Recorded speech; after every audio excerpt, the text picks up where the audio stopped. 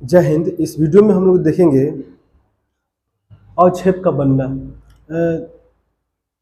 दो video upload हो चुका है। चैप्टर का नाम है रासायनिक अभिक्रियाएं एवं समीकरण। ठीक है, chemical equation and it's chemical reaction and it's equation. ठीक है ना। इस चैप्टर में हम लोग रासायनिक अभिक्रिया के बारे में देख रहे हैं। ठीक है, तो इसमें कई सारे हम लोग पढ़ चुके हैं। जैसे मैं जब केमिकल रिएक्शन होता है तो कई सारे परिवर्तन होते हैं। जैसे में ताप में परिवर्तन, अवस्था में परिवर्तन, रंग में परिवर्तन। तो हम लोगों ने पिछले दो वीडियो में ये देख लिया है। पिछले वीडियो में हम लोगों ने देखा है कि सबसे पहले ताप में परिवर्तन होता है, अवस्था में परिवर्तन, ताप देख लिया है, अवस्था देख लिया है।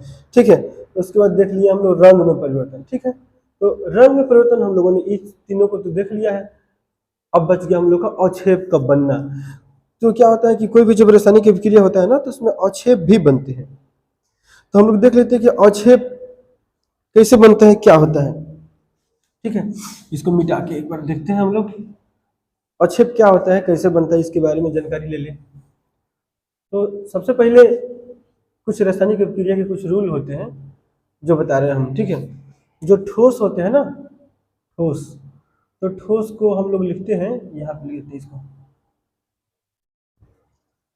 जो ठोस होते हैं उसको हम लोग लिखते हैं एस से डिनोट करते हैं। ठोस को हम लोग एस से डिनोट करते हैं। उसके बाद आता है द्रव, ये हो गया द्रव। तो द्रव को हम लोग एल से डिनोट करेंगे, लिक्विड से। ठीक है, अब आता है गैस। ठीक है, गैस, तो गैस को जो हम लोग डिनोट करेंगे ना, तो इसको जी से कर देते हैं। ठीक है, अब कुछ ऐसे भी नोटेशन है, जैसे में कुछ ऐसे भी नोटेशन है कि जैसे में हम लोग का हो गया गैस का निकलना। क्या है? गैस का निकलना।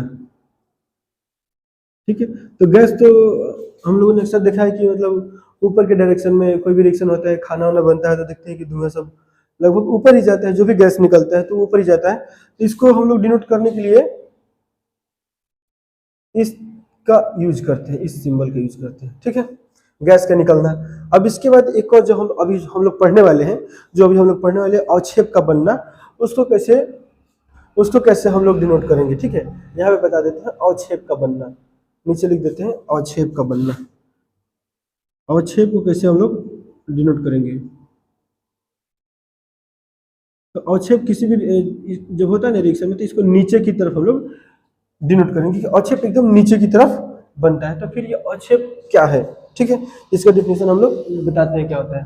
कि अवक्षेप वो पदार्थ होता है जो अभिक्रिया के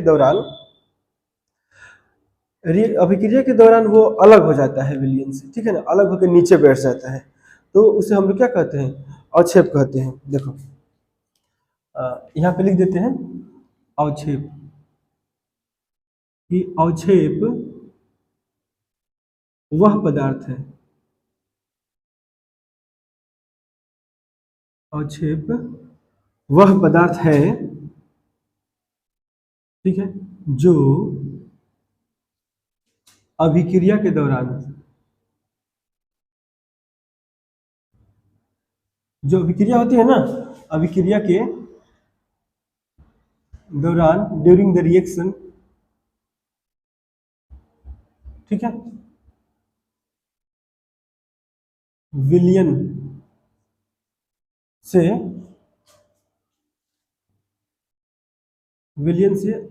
अलग हो जाता है, अलग हो जाता है। ठीक है ना, विलयन से अलग हो जाता है, क्या कहलाता है, कॉमा, अवक्षेप कहलाता है। अवक्षेप कहलाता है।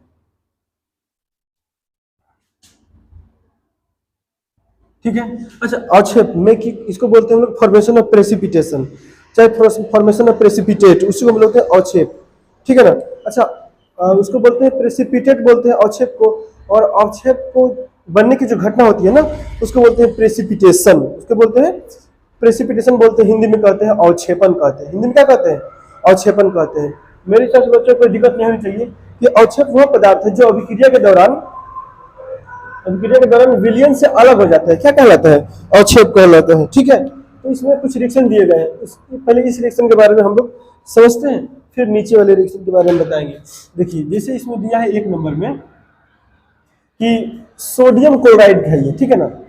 सोडियम क्लोराइड की का रिएक्शन अगर हम लोग कराते हैं किससे?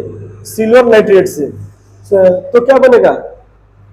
सिल्वर क्लोराइड बनेगा और फिर सोडियम नाइट्रेट बनेगा। ठीक है, देख लेते हैं, लिख देते हैं। यदि इसको भाषा में लिख देते हैं, यदि सिल्वर क्लोराइड, सोडियम क्लोराइड, क्या लिखा है? Sodium chloride. यदि सोडियम क्लोराइड, भाषा में लिखना काफी इंपॉर्टेंट है। यदि सोडियम क्लोराइड, ठीक है, यदि सोडियम क्लोराइड की अभिक्रिया, यदि सोडियम क्लोराइड की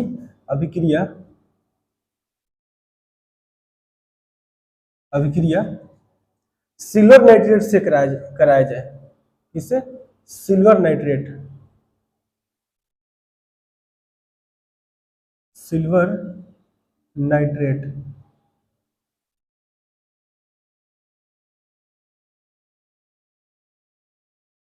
नाइट्रेट से कराया जाए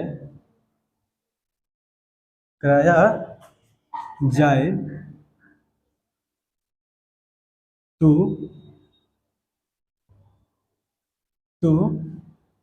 सिल्वर क्लोराइड, ठीक है ना, तो सिल्वर क्लोराइड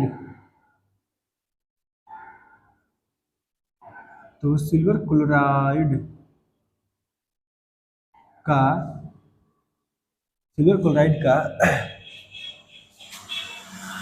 दही जैसा, कैसा रहता है? ये किस रंग का होता है?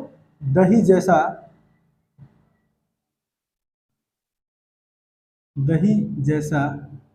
सफेद अवक्षेप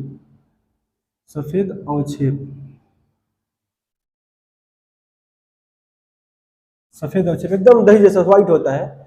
जब ये हम लोग फिर से बताते, जब सोडियम क्लोराइड की अभिक्रिया सिल्वर नाइट्रेट से कराते हैं, ठीक है ना, सिल्वर नाइट्रेट से कराते हैं, तो क्या बनता है? सिल्वर क्लोराइड बनता है और सोडियम नाइट्रेट बनता है। क्या बनता है? तो सिल्वर नाइट्रेट का दही जैसा सफेद अवक्षेप प्राप्त होता है, सफेद अवक्षेप बनता है, लिख देते हैं, बनता है, तथा साथ में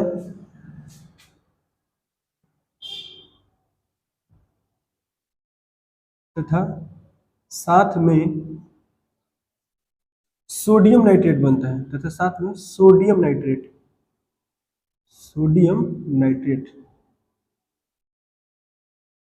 तथा साथ में सोडियम नाइट्रेट बनता है। मेरे हिसाब से बच्चों को कोई दिक्कत नहीं होनी चाहिए, एकदम क्लियर लिख दिया गया है। ठीक है, तो ये जो नीचे की तरफ दिखाया गया ना, यहाँ पर सिल्वर नाइट्रेट, ठीक है ना, सिल्वर नाइट्रेट जो यहाँ पर दिखाया गया है नीचे की तरफ, ये सिल्वर क्लोराइड, सॉरी, ये सिल्वर क्लोराइड है, और ये रिएक्शन के बाद ये पेंदी में नीचे बैठ जाता है। ठीक है ना, ये कैसे दही जैसा सफेद अवक्षेप प्राप्त करता है। तो अवक्षेप समझ गए होंगे कि अवक्षेप वह पदार्थ है जो अभिक्रिया के दौरान विलयन से अलग होकर और अलग हो जाता है, वो अलग होकर नीचे पेंदी में बैठ जाता है। ठीक है, उसे हम लोग अवक्षेप कहते हैं। एग्जाम्पल बता दिए, और एक नीचे वाला एक और एग्जाम्पल दिया है, मैंने ये समझा दिया है ना कि क्या होता है कि, अच्छा, एक होता है जलीय विलयन। यहाँ पे एक हम संकेत बताना भूल गए हैं, बता देते हैं। यहाँ पे एक होता है जलीय विलयन बच्चों को, क्योंकि ये रिएक्शन बनाने में ना ये काफी मदद देगा। जलीय विलयन को हम लोग कैसे डिनोट करते हैं? एक्यू से, एक्वस सॉल्यूशन। क्या बोलते हैं? एक्वस सॉल्यूशन, जलीय विलयन, इसको बोलते हैं एक्वस सॉल्यूशन। ठीक है, मेरे हिसाब से बच्चों को कोई दिक्कत तो होनी नहीं चाहिए। अब हम लोग देखते हैं कि बेरियम क्लोराइड यहाँ पे दिया है, इसको बोलते हैं बेरियम क्लोराइड का अभिक्रिया कराता है किससे? डाइल्यूट H2SO4 से। किसे? डाइल्यूट। अच्छा, डाइल्यूट को हिंदी में कहते हैं तनु। क्या बोलते हैं? तनु। तो इसमें क्या होता है? तनु मतलब क्या होता है कि इसमें पानी मिला हो, सीधा सा बात है। और कंसेंट्रेटेड एक होता है, इसको बोलते हैं सांद्र। यहाँ पे हम लोग सब लिखते चलते हैं, बता देंगे, ठीक है। डाइल्यूट, डाइल्यूट होता है और एक तनु होता है। तो डाइल्यूट मतलब हो गया कि उसमें पानी की मात्रा हो, सीधा सा बात है, ठीक है ना। और कंसेंट्रेट मतलब होता है कि उसमें एसिड ज्यादा हो, पानी कम हो। एसिड की मात्रा ज्यादा होती है कंसेंट्रेटेड में, ठीक है। देखते हैं, तो जब बेरियम क्लोराइड का रिएक्शन कराएंगे डाइल्यूट H2SO4 से, ठीक है ना। यहाँ पे देखते हैं हम लोग, इसको लिख देते हैं लैंग्वेज में। यहाँ पे ये रिएक्शन हम लोग का हो गया, काफी इंपॉर्टेंट रिएक्शन है ये। अगर हम लोग अवक्षेप के वर्णन में इसको लिखते हैं तो बहुत अच्छा रहेगा। ये क्या है? Barium chloride. यहाँ पर ये सोडियम क्लोराइड हो गया बच्चों को, ये बताते हैं बार बार। ये हो गया सिल्वर नाइट्रेट। इसको क्या बोलेंगे हम लोग? सिल्वर नाइट्रेट बोलेंगे, ठीक है। इसमें से मेरे हिसाब से बच्चों को दिक्कत होनी नहीं चाहिए। और यहाँ पर बनेगा ये सोडियम, सोडियम नाइट्रेट, इसको बोलते हैं सोडियम नाइट्रेट, ठीक है ना। इसको बोलते हैं हम लोग सोडियम नाइट्रेट। अब आगे देखते हैं दूसरा रिएक्शन। दूसरा रिएक्शन में दिया है कि यदि यदि बेरियम क्लोराइड, यदि बेरियम क्लोराइड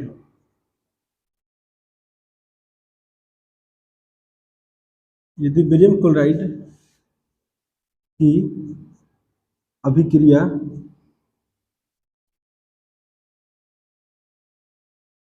अभिक्रिया यहाँ पे दिया है डाइल्यूट लिखा है, तो डाइल्यूट को हम हिंदी में बोलते हैं तनु। क्या बोलते हैं? तनु। ये अभिक्रिया तनु, इसको बोलते हैं तनु, इसको बोलते हैं H2SO4 सल्फ्यूरिक एसिड। तनु सल्फ्यूरिक एसिड से कराने पर, तनु सल्फ्यूरिक अम्ल, इस सल्फ्यूरिक अम्ल से कराने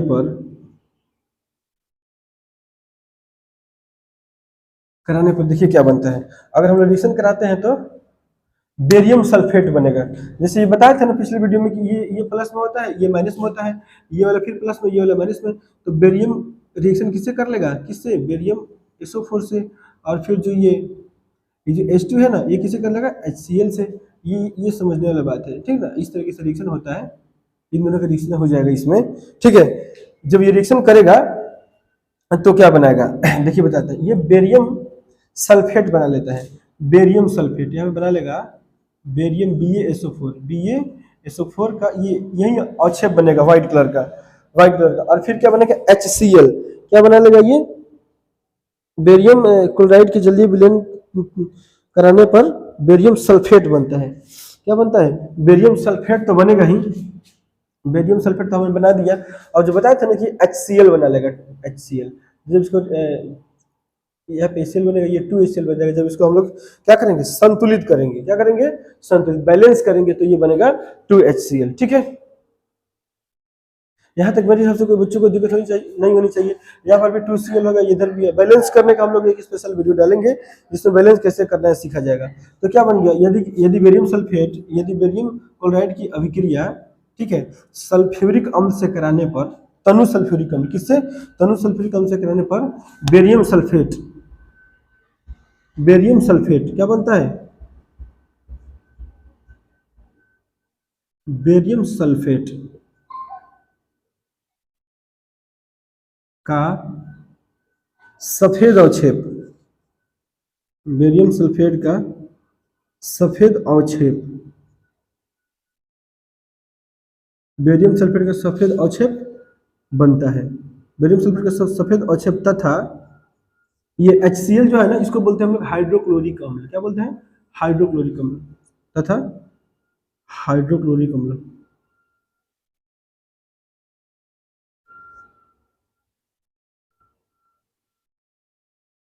हाइड्रोक्लोरिक अम्ल बनता है, हाइड्रोक्लोरिक अम्ल बनता है। मेरे हिसाब से तो बच्चों को कोई दिक्कत होनी नहीं चाहिए, बनता है, ठीक है। ये दोनों रिएक्शन काफी इंपॉर्टेंट है अवक्षेप के बनने में, ठीक है ना। यहाँ तक मैंने समझा दिया। अच्छा, अब हम लोग आगे पढ़ेंगे, इसमें हम लोग पढ़ेंगे कि भौतिक परिवर्तन तथा रासायनिक परिवर्तन। फिजिकल चेंज तथा केमिकल चेंज। तो यहाँ पे वीडियो को पॉज करके फिर हम लोग आगे देखते हैं। यहाँ तक तो सब समझा दिए, एक बार हम इसको रिकॉल करा देते हैं कि जो ये जलीय विलयन होता है ना, जिसको बोलते हैं एक्वस सॉल्यूशन, तो रिएक्शन में कभी एक्यू लिख के आता है। इससे बच्चों को ये पता चल जाएगा कि उस रिएक्शन में वाटर की क्वांटिटी है। जैसे ये ठोस है तो वो एस लिखते हैं, एस फॉर सॉलिड होता है। यहाँ पर ये द्रव हो गया तो द्रव को हम एल से लिखते हैं, एल से लिक्विड हो गया। अब यहाँ पर दिया है गैस, तो गैस को जी से लिखते हैं, गैस को जी से लिखेंगे।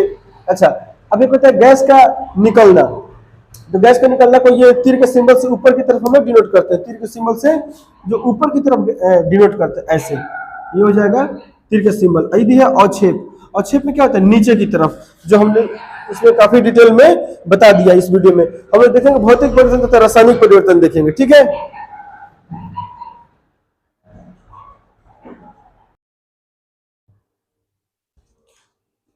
हम लोग देखेंगे अब भौतिक परिवर्तन तथा रासायनिक परिवर्तन। भौतिक परिवर्तन में अक्सर क्या होता है कि इसमें इसके केवल आकार आकृति में परिवर्तन होता है, इसमें कुछ नया पदार्थ नहीं बनता है। भौतिक परिवर्तन में कुछ नया नहीं बनता है, ये जो होता है ना, ये एक अस्थायी परिवर्तन है। लिख देते हैं भौतिक परिवर्तन में, जैसे में यह एक ऐसा परिवर्तन, यह एक अस्थायी परिवर्तन है। लिखेंगे कि यह एक अस्थायी परिवर्तन है, ठीक है। यह एक अस्थायी परिवर्तन है,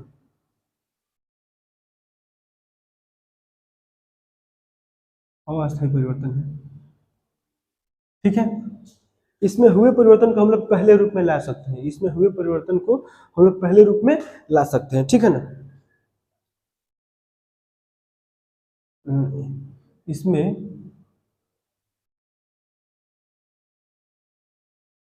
हुए परिवर्तन को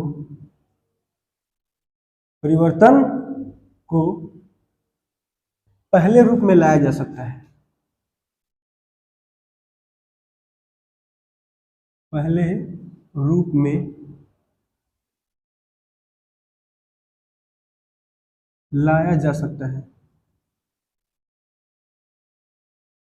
लाया जा सकता है, ठीक है ना। अच्छा, इसमें एक वर्ड आता है उत्क्रमणीय, एक वर्ड आता है उत्क्रमणीय। तो यहाँ पे देखते हैं कि जो भौतिक परिवर्तन होता है ना, यह एक उत्क्रमणीय परिवर्तन है। यहाँ पे लिख देते हैं यह एक उत्क्रमणीय परिवर्तन है, मार्कर चेंज कर लेते हैं हम लोग। भौतिक परिवर्तन जो होता है ना, यह एक उत्क्रमणीय परिवर्तन है।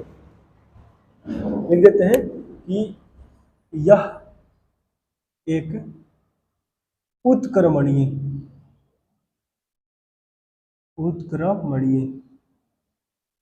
ठीक है ना परिवर्तन है। उत्क्रमणीय का मतलब होता है कि जब ये एक रूप में चेंज हो गया ना, तो उसको हम लोग पहले वाले रूप में चेंज कर सकते हैं। जैसे में बर्फ का पिघलना, ठीक है ना, बर्फ अगर पिघल गया है तो उसको हम लोग फिर से पानी को उसको फ्रिज में रख के पहले जैसे रूप में ला सकते हैं। जैसे यह एक उत्क्रमणीय परिवर्तन है।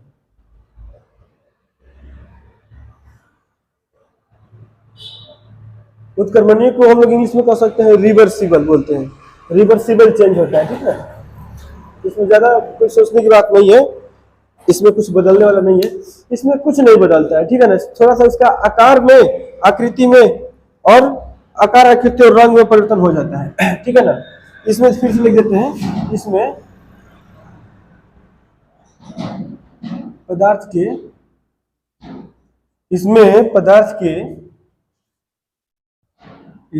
के आकार, आकृति तथा केवल रंग में परिवर्तन होता है, रंग में परिवर्तन होता है, परिवर्तन होता है, ठीक है ना। अच्छा, फिजिकल चेंज तो खैर एग्जाम पॉइंट ऑफ व्यू से तो ठीक है, इंपॉर्टेंट है, लेकिन इससे ज्यादा इंपॉर्टेंट है केमिकल चेंज, मतलब रासायनिक परिवर्तन, ठीक हो ना, ठीक होता है ना। जैसे बर्फ, इसमें हम लोग लिख लेते हैं एग्जाम्पल में लिखते हैं कि बर्फ का पिघलना, काफी इंपॉर्टेंट है, बर्फ का पिघलना,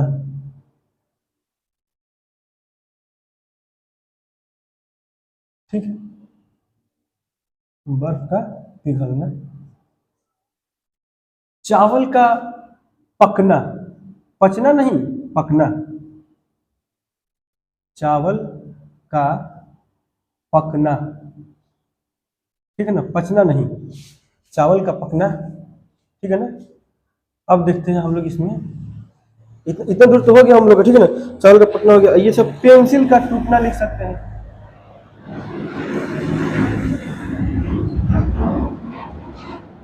पेंसिल का टूटना, ठीक है ना। देखिए जितना इंपॉर्टेंट पॉइंट है मैंने लिख दिया है।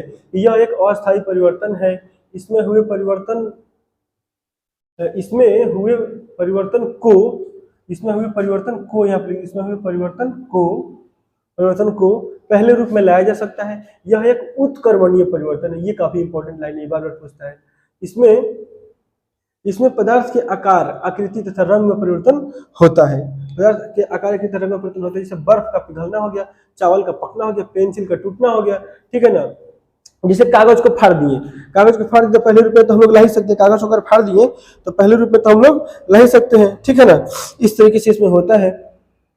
इसमें कोई नया पदार्थ नहीं बनता है, इसमें हम लोग चाहे तो कई सारे पॉइंट, इसमें कोई नया पदार्थ नहीं बनता। अब हम लोग आते हैं किसमें, रासायनिक परिवर्तन में, जो इंपॉर्टेंट है। इसमें हम लोग आते हैं रासायनिक परिवर्तन, जो काफी इंपॉर्टेंट है। इसमें क्या होता है कि नया पदार्थ बनता है, इसमें नया पदार्थ बनता है। सीधे से लिखें कि यह एक अस्थायी परिवर्तन है। यह कैसा है, यह एक अस्थायी परिवर्तन है। यह एक स्थायी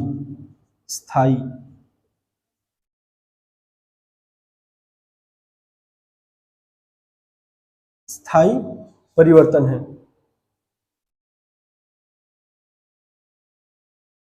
यह एक स्थायी परिवर्तन है, ठीक है ना। ये एकदम परमानेंट चेंज हो इसको बोलते हैं, और इसको बोलते हैं टेम्पोररी चेंज होता है, ठीक है ना। ये परमानेंट चेंज है, इसमें मेरे से बच्चों को दिक्कत होनी नहीं चाहिए, ठीक है ना। यह एक स्थायी परिवर्तन है। इसमें क्या होता है, इसमें नया पदार्थ बनता है। हम लोग देख सकते हैं कि इसमें नया पदार्थ बनता है, ठीक है।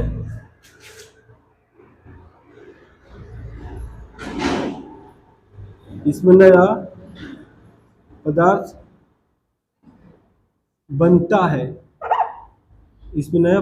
बनता है, ठीक है ना। अच्छा, जैसे इसमें हम लोग लिखे हैं कि उत्कर्मणीय, इसमें हम लोग लिख सकते हैं अनुत्कर्मणीय। इसमें लिखेंगे हम लोग अनुत्कर्मणीय। यह अनुत्कर्मणीय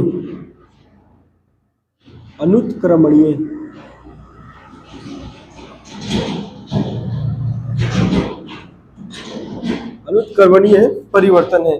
यह कैसा परिवर्तन है, यह अनुत्कर्मणीय परिवर्तन है। इधर से इसमें लिख देंगे बड़ी, यह अनुत्कर्मणीय परिवर्तन है। मेरे हिसाब से तो समझ में आना चाहिए, यह अनुत्कर्मणीय परिवर्तन है, ठीक है। अनुत्कर्मणीय का मतलब ये होता है कि अगर चेंज हो गया तो इसको हम लोग पहले वाले रूप में नहीं ला सकते, अगर चेंज हो गया तो इसको पहले रूप में नहीं ला सकते हैं, ठीक है। इसमें नया पदार्थ बनता है, यह परिवर्तन अनुत्कर्मणीय है, और यह स्थायी परिवर्तन होता है। कैसा होता है, अस्थायी परिवर्तन होता है। जैसे हम देख लेते हैं लोहे में जंग लगना,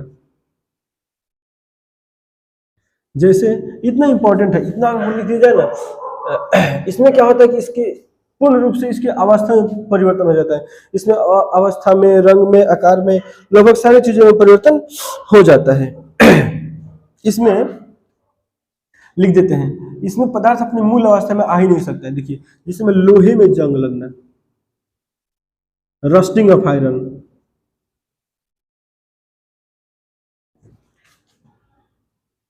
लोहे में जंग लगना, कोमा भोजन का पचना, क्या हो जाएगा, भोजन का पचना,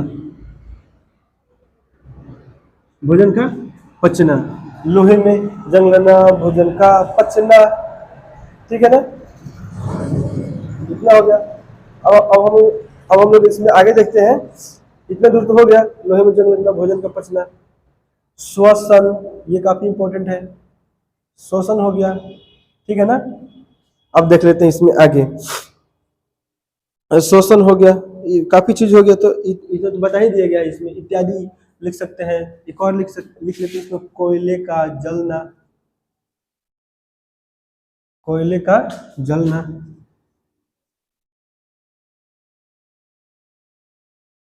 ठीक है ना। अच्छा, जितने भी रासायनिक अभिक्रियाएं होती है सब रासायनिक परिवर्तन है। कोई भी, कोयले का जलना, ठीक है ना, बस इत्यादि लिख सकते हैं इसमें। यही, इसमें कुछ कुछ खास नहीं है, लेकिन ये भी काफी इंपॉर्टेंट है। ठीक है ना, ये भी काफी इंपॉर्टेंट है। एक और हम लोग एग्जाम्पल एक समझ लेते हैं। इसमें एक एग्जाम में आया था, इसमें दिया था मैं कि अंगूर का गलना, अंगूर का गलना, अंगूर का गलना,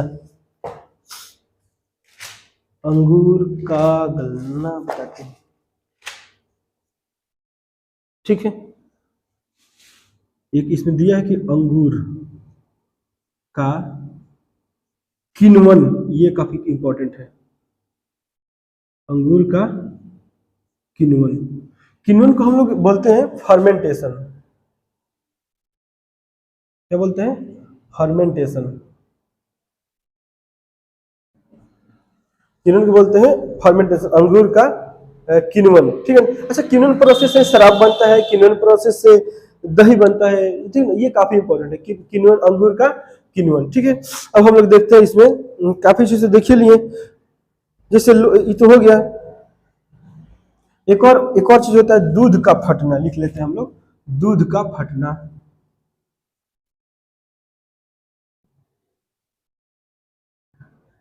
दूध का फटना, इटीसी तो यहाँ पे लिख ही दिए हैं, यहाँ पे इसको सब कॉमन लगा के लिखना है। अंगूर का किण्वन हो गया, दूध का फटना, लोहे में जंग लगना। अच्छा, एक बार अगर ये ऐसा हो जाता है ना, तो दोबारा पहले जैसा नहीं हो पाता है। ठीक है, इसीलिए हम लोग इस रासायनिक परिवर्तन में, भौतिक परिवर्तन में हम लोगों ने देख लिया। ठीक है, इससे एग्जाम में क्वेश्चन आते ही है, काफी इंपॉर्टेंट होता है जो ये। ठीक है ना। अच्छा, श्वसन यहाँ पे लिखे दिए कि श्वसन भी एक हम लोग क्या है, रासायनिक परिवर्तन है। कोयले का जलना बता दिए हैं। चलते हैं हम लोग, अब हम लोग नेक्स्ट वीडियो में मिलेंगे कुछ और सारे पॉइंट के साथ। जय हिंद।